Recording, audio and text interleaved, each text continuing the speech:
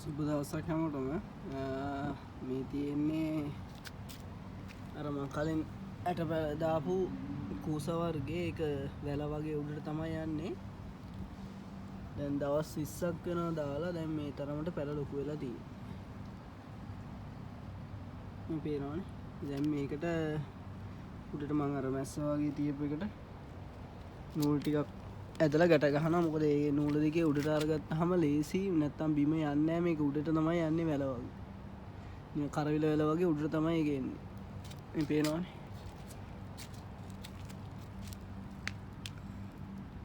ගහ උඩට උසට තමයි එන්නේ.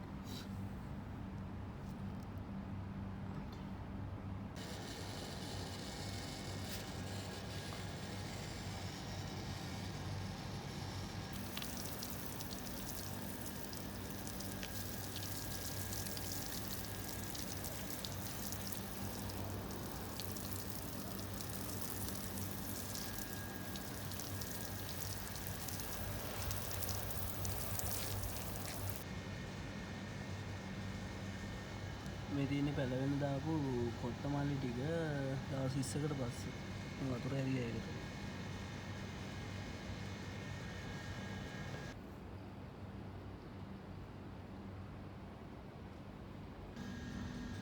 එතකොට මේ තියෙන්නේ හරියටම පැලවෙන ඉඳලා දවස් 20කට පස්සේ තක්කාලි පැල ටික හැදිලා තියෙන හැටි. අනිත් එක චූටි පැල ඇවිල්ලා තින්නේ මම ඇට දාපුවා.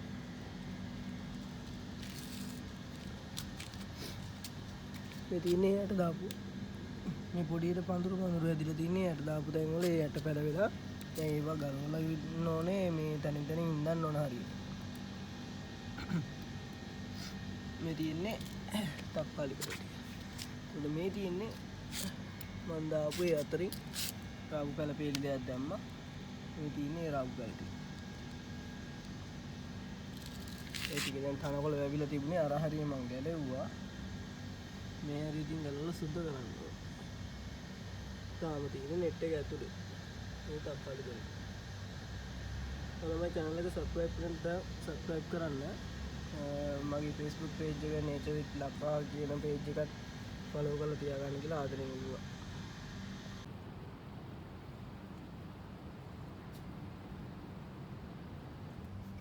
එතකොට මේ තියෙන්නේ දවස් 20කට කලින් මම අර ඉඳපු පොඩි පැල ටික මේ තියෙන්නේ මෙතන.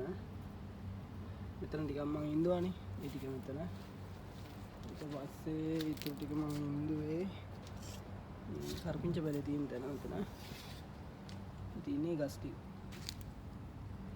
දැන් සාමාන්‍යයෙන් අතු දාගෙන තියෙන්නේ මේ ප්‍රශ්නේ තියෙන්නේ මේ චූටි කුරුල්ලෝ වගේක් ඉන්න මෙහි.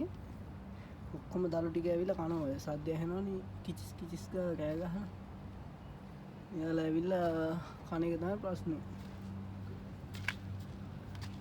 එතකොට මේ තියෙන්නේ මං ඉඳපු වම්බුට පැල ටික.